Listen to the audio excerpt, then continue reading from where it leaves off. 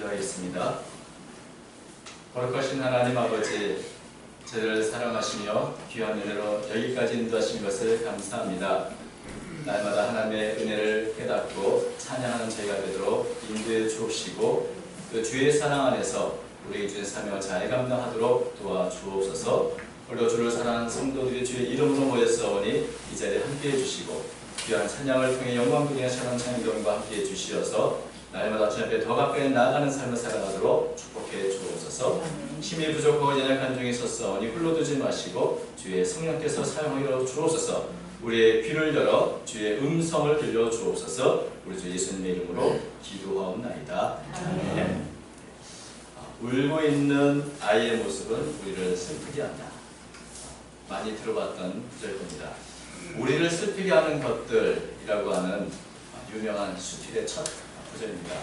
제가 고등학교 감상이 굉장히 감성적일 때 국어 교과서에 실려서 참 여기서 읽을 때마다 참 감동이라 그럴까 혹은 감상에 젖어있던 그런 글인데, 이 글의 저자는 독일 작가 안톤 슈나크입니다.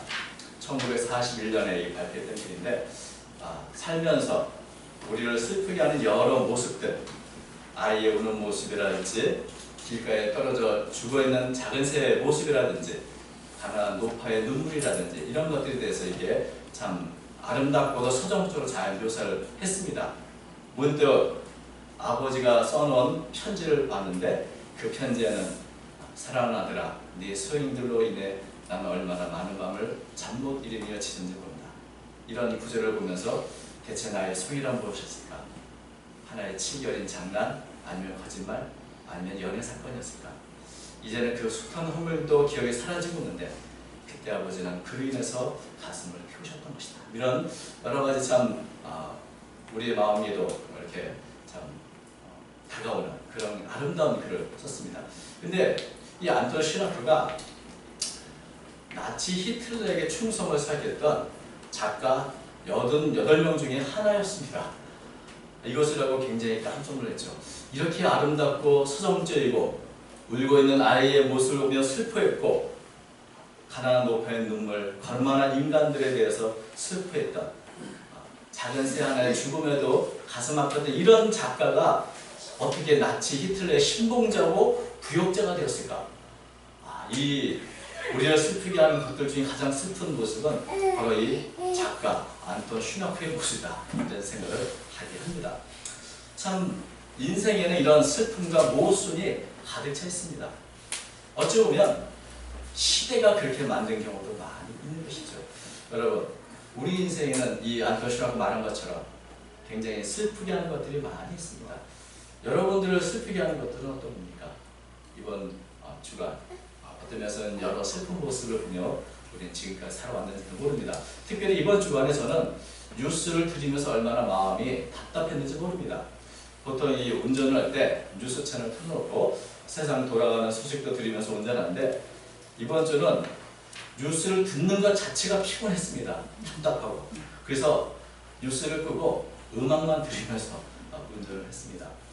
서로 말도 되지 않는 막말을 주고받고 이권을 쌓는 국회 모습도 그렇고, 도무지 해결될 기미가 보이지 않는 오랜 한 맺힌 억울한 피해자들의 이야기도 그렇고, 더럽고 또 끈끈한 이권과 결탁되어 있는 부패한 사람들의 소식들을 듣고 그들의 고통당했을 수많은 피해자 이야기를 듣는 것은 정말 가슴 아픈 일이고 우리의 마음을 슬프게 하는 것들이었습니다. 또한 우리를 슬프게 하는 것들이 있습니다. 제가 가장 슬프게 여기는 것 중에 하나는, 어느 날 아침 일어나 보니까 제가 중년이 되었고, 어느 순간을 지나가 보니까 할아버지가 되어버렸습니다. 언제 그렇게 세월이 빨리 흘러갔는지 나도 모르게 딱 지나가서 시편 89편 47절의 말씀이 기억이 났습니다. 나의 때가 얼마나 짧은지 기억하소서. 주께서 모든 사람을 어찌 그리 허무하게 창조하셨는지요. 지나간 세월을 보면 참 허무하다, 참 짧다. 그리고 짧고 허무한 인생 속에 수많은 슬프게 하는 것들, 고통스러운 기억들, 이런 것이 가득하고, 또 세상은 여전히 부조리와 부정과 불표로 가득 차 있다. 이런 생각 때문에 암울한 생각이 들기도 합니다. 근데 이런 것들이 오늘 우리만 겪는 것은 아닙니다. 이미 3000년 전 솔로몬 시대에도 동일했습니다. 우리가 전도서를 보면 이 전도서의 기자라고 생각되는 솔로몬을 슬프게 했던 수많은 허무와 고통과 부조리들이 기록되어 있습니다. 그야말로 헛되고 헛되며 헛되고 헛되다 이렇게 한탄할 수밖에 없는 그런 세상의 모습이 이 땅에 있는 것입니다. 수없이 자행되는 부정과 부패, 그것은 더욱더 우리의 비극을 더 아프게 만들고 있습니다. 오늘 본문 말씀 바로 그 글의 한 구절이죠. 내가 돌이켜 해안에서 행하는 모든 학대를 보았구나. 오라 학대받는 자가 눈물을 흘릴 때 저에게 위로자가 없다. 저희를 학대하는 자의 손에는 권세가 있으나 저에게는 위로자가 없다. 수많은 사람들이 여러 모양으로 학대를 당하고 있습니다. 그렇게 학대를 당하는 사람들의 모습과 뉴스는 우리를 슬프게 합니다. 학대하는 자에게는 권세가 있지만 학대받는 자에게는 아무것도 없고, 그래서 그것을 대응하지 못하고 모든 학대를 받는 피해자로 살아가고 있습니다. 가장 공정해야 할 재판정이 유전무죄, 무전유죄가 되었습니다. 전도서인데 이런 구절도 있죠. 3장 16절 보면 내가 해안에서 또 보건대 재판하는 곳에 악이 있고 공의를 행하는 곳에도 악이 있도다. 학대받는 자들을 위해서 일해야 할 이 재판정도 악으로 가득 차 있습니다. 최근에 우리가 사법농단, 사법비리 이런 얘기를 하지만 이런 사법농단의 역사는 정말 인류의 역사처럼 오래된 것입니다. 그런 부조리한 재판정에서 학대를 받아 눈물을 흘리는 사람들 얼마나 많았을까 생각하면 마음이 답답해지기도 합니다. 짧은 인생을 살면서 이렇게 학대를 받아 살아간다면 얼마나 불행한 일이겠습니까? 근데 문제는 이런 학대를 받고 고통을 당하는 그 사람에 대해서 그 누구도 도와줄 사람이 없습니다. 오라 학대받은 자가 눈물을 흘리되 저희에게 위로자가 없도다. 저희를 학대하는 자에게는 권세가 있으나 저희에게는 위로자가 없도다. 이 위로한다는 말은 애석해야 한다, 동정한다 이런 의미의 단어인데 학대받는 모습을 보며 동정하고 애석해주고, 그래서 학대받는 자의 편에 서서 학대를 대신 받아주거나 혹은 학대하는 자를 대항하거나 그 학대받는 자의 편에서 도와줄 사람이 아무도 없습니다. 여러분, 권세를 가진 사람들이 학대할 때 누가 그 학대받는 자 편에 서서 대신 그 학대를 당해주거나 도와주거나 변해줄 사람이 누가 있겠습니까?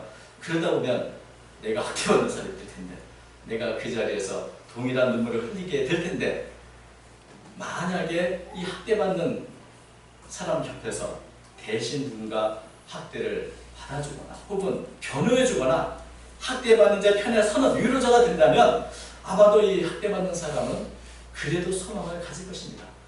그래도 나를 도와주는 사람이 있고 나를 알아주는 사람이 있구나. 저는 이것에 대해서 한번 깊이 깨달은 적이 있습니다.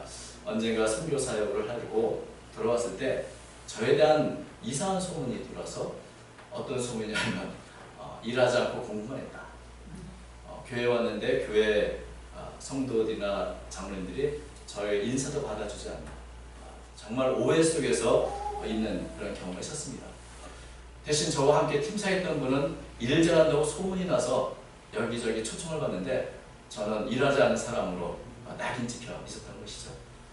누가 알겠습니까? 해명할 수도 없고 예배 중에 있는데, 그런데 그때 가만히 한 권사님이 우리 집사람에게 와서 기도하는 중에 가만히 이 집사의 손을 잡고 자기의 반지를 빼서 끼워줬습니다. 지금도 그 반지를 가지고 있는데 볼 때마다 그것이 얼마나 큰 위로가 되는지 모르는 거예요. 반지가 문제는 아니고 그래도 나를 알아주는 분이 있구나, 나를 그래도 좀 이해해주는 분이 있구나. 고통도 문제지만 위로자가 없다는 것은 더 큰 문제입니다. 아무도 나의 상을 알아주지도 않고 오해하고 있고 오히려 권세자 편에 서서 나에게 괴로움을 더해준다면 그야말로 내가 이 땅에 더 살아서 뭐하냐, 이런 비극적인 생각이 들 수밖에 없을 것입니다. 부조리와 학대도 문제지만 그들에게 가장 큰 문제는 그들에게 위로자가 없다, 위로자가 없다, 이렇게 반복해서 위로자 없음을 한탄하는 모습을 보게 되는 것입니다. 이런 부조리와 학대를 받으면서 아무도 알아주지 않는 그런 삶을 사는 차라리 빨리 죽는 게 낫지 않을까? 차라리 태어나지 않아서 이런 고통이나 악을 보지 않는 게 낫지 않을까? 우리가 전도서 4장 2절과 3절 보면 바로 그 얘기를 하고 있습니다. 차라리 이런 고통이 없는 세상에 빨리 가는 게 낫다. 우리나라의 OECD 통계 사이트에 있는 이 한국 자살률 통계를 보면 10만 명당 25.6명이라고 합니다.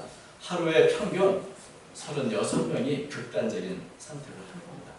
그래서 1년 연간 13,092명이 자살로 생활을 합니다. 왜 이렇게 우리나라에 자살하는 사람이 많을까요? 자살하는 사람이 많다는 것은 그만큼 절망에 빠진 사람들이 많다는 겁니다. 우리나라의 여러 가지 사회 부조리와 고통과 학대 속에 살아가는 사람들이 너무나 많다. 그런데 그들에 대해서 그 누구도 위로자가 되지 못하고 있다. 그들에게 관심을 갖고 그들을 도와주고 그들을 대변해주고 그들의 문제를 대신 해결해 줄 수 있는 위로자가 우리 사회에 얼마나 있는가. 자신이 받은 피해에 대해서 이해해주고 대변해주고 도와주는 사람, 그런 위로자를 찾지 못했기 때문에 결국 이들은 모두 극단적인 선택을 하는 것은 아닌가 하는 생각을 하게 하는 것입니다. 여러분, 왜 위로자가 없을까요? 사람은 누구나 저마다 자기 하나 돌보기도 힘이 듭니다. 다른 사람의 문제에 개입하는 것에 대해서 두렵습니다. 특별히 학대받는 사람들 편에 선다는 것은 우리의 삶을 더 힘들게 한다는 뜻입니다. 나의 삶을 포기하기 전에는 할 수 없는 일입니다. 그래서 다른 사람의 문제보다는 그래서 내 문제 이것 하나 나도 풀지 못하는데 어디 다른 사람의 문제에 개입하겠는가? 사람들 모두가 연약하고 또 모두가 다른 사람이 나를 위로해 주길 바라는, 내가 남을 위로하기보다는 나야말로 위로를 받을 사람인데 라고 생각하는 것이 우리 모두의 모습이기도 합니다. 여러분 그렇지 않습니까? 나도 위로받아야 할 사람인데 내가 누굴 위로하겠어? 사실 또 사람들이 위로를 한다고 해서 그렇게 또 위로가 되는 것도 아닙니다. 사람은 위로를 해준다고 해도 말뿐이지 문제를 근본적으로 해결할 수 있는 것이 아니기 때문에 진정한 위로자가 될 수 있는 사람도 사실 존재하지 않는 겁니다. 여러분, 욥을 생각해 봅시다. 욥은 아주 비극적인 사건을 겪었습니다. 10명이나 됐던 아들, 딸들이 하루아침에 다 죽임을 당했고 그 많던 재산은 모두 다 날아가 버렸고 몸에는 심한 피부병으로 고통을 당하고 있습니다. 그야말로 욥에게는 위로가 필요했습니다. 근데 이런 욥을 위로할 사람 누가 있습니까? 가장 가까이에서 욥의 상황을 가장 이해할 수 있는 부인이 있는데 부인이 욥을 위로할 수 있습니까? 욥의 부인도 위로를 받아야 할 사람이지 위로할 수 있는 사람은 아니었습니다. 그러니 욥에 대해서 차라리 하나님을 저주하고 죽어라 이렇게 악담을 했던 것입니다. 친구들이 있습니다. 욥의 친구들이 욥의 상황을 듣고 욥을 위로해 주기에 모였습니다. 그러나 고통 중에 있는 욥에게 위로의 말은커녕 오히려 여러 가지 옳고 거룩한 말로 욥을 더 괴롭혔습니다. 욥은 이렇게 말합니다. 욥기 16장 2절 이런 말은 내가 많이 들었나니 너희는 다 재난을 주는 위로자니. 이 세 친구는 욥을 위로하러 왔는데 욥의 상태나 형편을 진정으로 이해하지 못했고 정말 욥을 도울 수가 없었습니다. 좋은 말들을 많이 했는데 그 좋은 말들이 하나하나가 다 욥에게는 가시처럼 막혔고 오히려 욥에게 큰 상처를 주었습니다. 그래서 욥은 그 친구들을 향해서 너희들은 재난을 주는 위로자입니다 이렇게 부르는 것을 보게 됩니다. 그저 욥이 겪이는 상황에 대해서 정말 위로하려면 이 상황을 바꿔줘야 되는데 누가 과연 그런 능력이 있겠습니까? 그저 말밖에 할 게 없는데 말이라는 것은 하다 보면 때로는 위로한다고 하는 말이 오히려 더 큰 상처를 주기도 하는 법입니다. 차라리 가만히 있는 것이 좋은데 위로하겠다는 말이 상처에 소금을 끼얹는 일을 하게 된 것을 보입니다. 사실 여러분 욥과 같은 사람, 재산도 자식도 또 다시 병이든 이 사람을 누가 과연 위로할 수 있겠습니까? 그 누구도 욥을 위로할 수는 없는 것입니다. 그런데도 불구하고 만약에 사람에게 위로를 얻겠다라고 생각한다면 그것은 참 어리석은 일이 될 것입니다. 그렇다면 여러분, 과연 이 땅에는 위로자가 없을까요? 학대받는 자들에게 위로자가 없을까요? 오직 한 분, 하나님밖에 없는 것입니다. 결국 욥이 위로를 받아야 했던 것은 사람이 아니라 하나님이셨습니다. 욥기 19장 25절에 보면 내가 알기에는 나의 대속자가 살아계시니 마침내 그가 땅 위에 서실 것이다. 내 가족이 벗김을 당한 뒤에도 내가 육체 밖에서 하나님을 보리라. 욥기서 23장 10절 그러나 내가 가는 길을 그가 아시나니 그가 나를 달려나신 후에는 내가 순금같이 말이라. 욥이 바라볼 수 있는 분은 하나님밖에 없고 욥을 위로할 수 있는 분도 오직 하나님밖에 없다는 사실을 욥은 드디어 깨닫게 되는 것을 보게 되는 것입니다. 우리는 많은 큰 사건, 사고 통해서 고통을 당할 때 묻습니다. 내가 이렇게 고통을 당할 때 하나님은 어디 계십니까? 하나님 우리의 위로자라면, 하나님의 능력자라면, 전지전능하시다면 이런 문제를 해결해 주셔야 되지 않습니까? 특별히 제가 예전에 버지니아 대학에서 총기 난사 사건으로 수많은 학생들이 죽음을 당했을 때 한 기자가 이 사건에 대해서 저명한 목사님께 인터뷰를 했습니다. 그러면서 물었습니다. 이렇게 무거운 사람이 희생을 당할 때 도대체 하나님은 어디에 계시던 겁니까? 그랬더니 그 목사님이 이렇게 대답했습니다. 그때 하나님은 십자가 위에 계셨습니다. 하나님은 그 모든 것을 알고 계셨고 보고 계셨습니다. 그리고 하나님은 일하고 계셨습니다. 어디에서? 십자가 위에서.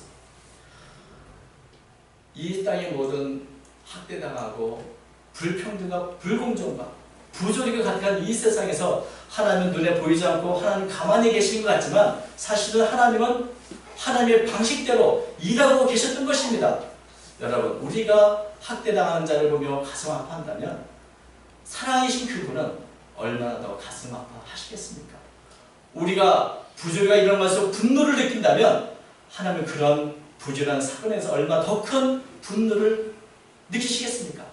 의로우시고 사랑이 한량없으신 하나님께서는 그 모든 고통의 현장, 부조리의 현장을 보고 계셨고 우리보다 더 슬퍼하고 계시고 우리보다 더 분노하고 계셨던 것입니다. 그때는 하나님은 왜 나서지 않는가? 왜 가만히 계시는가? 하나님은 가만히 계신 것이 아니고 하나님의 방식대로 하나님의 섭리 안에서 일하고 계셨습니다. 하나님의 선하신 뜻을 따라 하나님의 방법으로 비록 우리의 눈에 보이지 않으나 하나님은 고통과 학대를 당하는 그 현장에서 하나님은 일하고 계셨던 것입니다. 하나님은 이런 부조리한 인생의 비극에서 영원히 벗어날 수 있는 길을 만드셨고 그 일을 위해서 자신의 아들 예수님을 기꺼이 희생하셨습니다. 아무도 해결할 수 있는 이 인생의 문제를 궁극적으로 해결할 수 있는 위로자로 자신의 아들이신 예수님을 이 땅에 보내주었고 우리를 대신해서 인생의 모든 아픔과 슬픔과 고통을 대신 짊어지게 하신 것입니다. 이사야서 61장 1절부터 3절 말씀 이렇게 말합니다. 주 여호와의 영이 내게 내리셨으니 이는 하나님께서 내게 기름을 부으사 가난한 자에게 아름다운 소식을 전하게 하려 하시며 나를 보내사 마음이 상한 자를 고치며 포로된 자에게 자유를 갇힌 자에게 노임을 선포하며 여호와의 은혜의 해와 우리 하나님의 신원함을 전파하여 모든 슬픈 자를 위로하되 무릇 시온에서 슬퍼하는 자에게 화관을 주어 그 죄를 대신하며 희락의 기름으로 그 슬픔을 대신하며 찬송의 옷으로 그 근심을 대신하시고 그들로 의의 나무 그 여호와의 심으심과 그 영광을 나타낼 자라의 그름을 얻게 하려 하십니다. 하나님은 그의 독생자 예수님 이 땅에 보내셔서 모든 슬픈 자를 위로하시고 슬픔이 변하여 기쁨이 되게 슬픔이 변하여 근심과 걱정이 변하여 찬송이 되게 변화시켜 놓으신 것입니다. 사실 인생의 모든 고통, 학대당하는 부조리 이 모든 것들이 어떤 개인의 차원이 아닙니다. 죄성이 가득한 사람들이 만들어낸 사회적인 구조적인 악이기도 합니다. 여러분, 지금 학대받는 자가 있고 학대하는 자가 있습니다. 그러나 우리가 아는 것처럼 권불 10년, 화불 100일로 10년간은 권세도 없고 100일간은 꽃도 없는 겁니다. 때가 되면 정권이 바뀌어서 예전에 학대했던 자들이 학대받는 자가 되고 예전에 학대당하던 자들이 권세를 얻어 학대하는 자가 되는 이런 경우를 우리는 짧은 인생 속에서 많이 경험하고 많이 보아왔습니다. 그런 면에서 학대를 당하는 자도 학대를 하는 자도 모두가 이 부조리한 사회 구조물의 희생물이 아닌가 하는 생각을 하게 되는 것입니다. 궁극적으로 타락한 세상에서 살기 위해 생존하기 위해 저마다 때로는 부역자의 삶을 살기도 하고 때로는 원치 않아도 학대하는 자의 자리에 서기도 하게 되는 것입니다. 그런 면에서 학대하는 자나 학대받는 자나 사실은 다 우리를 슬프게 하는 불쌍한 인생이라 하는 생각을 하지 않을 수 없는 것입니다. 예수님이 이 땅에 오셔서 공의와 정의를 실현했을 뿐만 아니라 무엇보다 모든 고통받는 자들, 모든 부주의한 이 땅의 구조 악 속에서 고통당하는 이들의 위로자가 되셨습니다. 십자가를 통해서 모든 사람의 슬픔을 기쁨으로 근심을 찬송으로 바꾸어 놓으셨습니다. 우리는 더 이상 우리를 슬프게 하는 것들이 아니라 우리를 기쁘게 하는 것들, 우리로 하여금 찬송하게 하는 것들, 이런 감사의 제목들을 기록할 만큼 변화가 되어진 것입니다. 예수님은 십자가에서 우리가 받아야 할 모든 죄가 우리의 다른 모든 고통을 대신 치르셨고 우리의 궁극적인 문제를 해결해 놓으셨기 때문입니다. 사도 바울은 이런 하나님에 대해서 위로의 하나님이라 이렇게 부릅니다. 고린도후서 1장 1절부터 3절 보면 이렇게 되어 있습니다.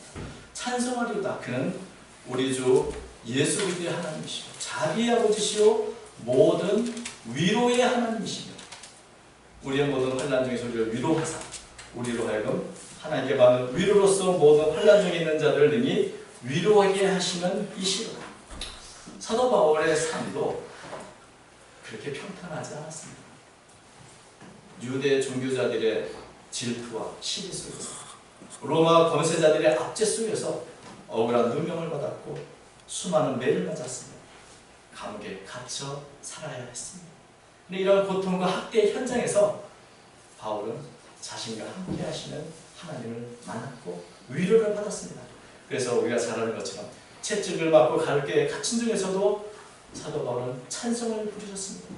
사도 바울은 이 모든 고통과 슬픔의 현장에서 나를 슬프게 하는 것들이라는 편지를 쓴 것이 아니라 항상 기뻐하라. 내가 다시 말하노니 기뻐하라는 그런 기쁨의 찬송의 글들을 쓸 수 있었습니다. 여러분, 사도 바울은 이 모든 것은 나를 위로하신 하나님, 또 다른 사람을 위로하도록 하기 위함이라고 이렇게 고백을 하고 있는 것입니다. 이 세상 모든 사람들, 그가 누구든 세상에 잘못된 구조 악 속에서 고통나는 모든 이들에게 예수님은 위로자가 되십니다. 예수는 우리의 위로자십니다. 믿으십니까? 위로자이신 예수를 받아들이는 자마다 인생의 길에서 벗어나서 영원한 소망 가운데 기쁨과 평안을 누릴 수 있는 것입니다. 우리 모든 성도들은 이미 예수를 통해서 먼저 위로를 받은 사람들입니다. 우리도 예전에는 소망이 없고 죽음의 두려움과 이 땅의 고통 속에서 슬픔과 아픔이 많은 그런 삶을 살았지만 이제 예수 그리스도 안에서 하늘의 소망과 위로를 받으며 기쁨과 찬송의 노래를 부르는 사람들로 변화가 되었습니다. 먼저 위로를 받은 사람들이기 때문에 우리는 우리의 이웃들에게 또다시 위로자로 나서야 하는 것입니다. 내가 먼저 위로받았기 때문에 내가 받은 이 위로자신 예수님을 다른 사람들에게도 전해주어야 하는 것입니다. 이 땅에는 여전히 위로가 필요한 수많은 사람들이 있습니다. 인생의 고통 때문에 그들은 고통을 당하지만 그들의 문제는 인생의 고통과 비극이 아니라 그들에게 위로자가 없다는 것이 가장 큰 문제요 절망인 것입니다. 위로자가 되신 예수님이 여기 계신데 그들은 여전히 예수님을 알지 못하고 있습니다. 여러분, 예수님만이 모든 사람의 참된 위로자가 되신다는 것을 우리가 안다면, 또 이 교회가 예수님의 몸인 것을 우리가 안다면 우리는 학대와 슬픔을 갖춘 이 세상에 위로자의 삶, 위로자의 사명을 감당해야 하는 것입니다. 교회는 성도들의 모임이요, 우리 각자 한 사람 한 사람이 예수의 몸으로서 이 땅의 모든 학대받는 자들 편에서 그들의 상처받는 심령들에게 관심을 갖고 사랑을 전해주고 그들의 위로자의 삶을 살아야 될 줄로 믿습니다. 여러분, 우리가 다른 사람을 위로하기 전에 먼저 우리가 주님을 통해서 위로를 얻으시려고 합니다. 주님이 나의 위로자인 것이 그저 말뿐이 아니라 우리가 정말 주님이 나의 위로자로서 위로를 먼저 얻으시고 하나님께 주신 이 위로를 통해서 또 다른 사람 위로하는 위로자의 통로가 되는, 위로의 통로가 되는 그런 삶을 살아가시길 바랍니다. 이번 한 주간도 슬픔과 고통이 가득한 세상에서 때로는 절망 가운데 인들에게 위로자의 삶으로 한 걸음 더 가까이 나아가는 저와 여러분의 삶이 되시기를 주의 이름으로 축원합니다. 기도하겠습니다. 거룩하신 하나님 아버지, 주의 관영한 이 시대에 여러 가지 많은 사건과 사고 속에서 사람들 고통스러워합니다. 주님, 인생의 비극을 해결하신 주님을 우리가 다시 한번 의지합니다. 우리가 받은 위로로서 우리의 모든 이웃들을 위로하는 제가 될 수 있도록 도와주옵소서. 오직 예수님만이 우리의 위로자가 되시오니 우리가 먼저 우리의 상처와 우리의 연약함을 위로하게 하시고 또한 이를 주께서 받은 위로로서 우리의 가족과 우리의 이웃들을 위로하는 제가 될 수 있도록 도와주옵소서. 이곳에 작은 공동체를 세우셨사오니 이 공동체가 슬픔과 탄식 속에 있는 모든 사람들에게 복음을 전하고 하나님의 사랑을 전하는 위로자의 귀한 사명을 감당하는 교회가 될 수 있도록 축복하여 주옵소서. 저희와 함께해 주실 줄 믿사오며 사랑 많으신 예수님의 이름으로 기도하옵나이다. 아멘.